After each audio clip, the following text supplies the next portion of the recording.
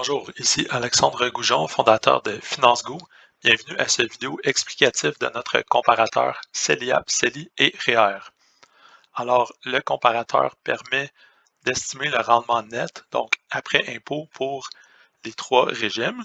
Je commence avec le CELI parce que c'est le plus simple. On entre ici un rendement annuel anticipé pendant un nombre d'années et dans le cas du CELI, on trouve tout simplement que le rendement net est égal au rendement avant impôt puisque le rendement est libre d'impôt ainsi que les retraits. Dans le cas du CELIAP, une cotisation donne droit à une économie d'impôt, un peu comme pour le REER. Le rendement et les retraits sont également libres d'impôt et donc on trouve un rendement plus élevé que le CELI dans ce cas-ci, 9,5%. D'ailleurs, le CELIAP est normalement beaucoup plus avantageux que le CELI ou le REER. Finalement, pour le REER, on a une économie d'impôt lors de la cotisation.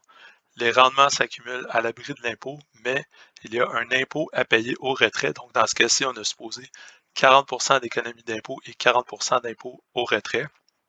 Donc, on trouve un rendement net après impôt de 4%, ce qui est exactement le même que dans le cas du CELI, parce que les deux pourcentages ici sont égaux. Si on met un pourcentage d'économie d'impôt lors de la cotisation plus élevé, on trouve un rendement plus élevé pour le REER. Et à l'inverse, si on met un pourcentage d'impôt à payer au retrait plus élevé, on va trouver que le REER, dans ce cas-là, est moins avantageux que le CELI.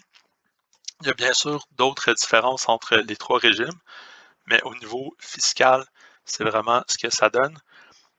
Je termine en vous disant que pour déterminer ces deux pourcentages-là, ici, on a un estimateur qui fonctionne autant pour la cotisation que le retrait REER et qui fait l'objet d'une autre vidéo.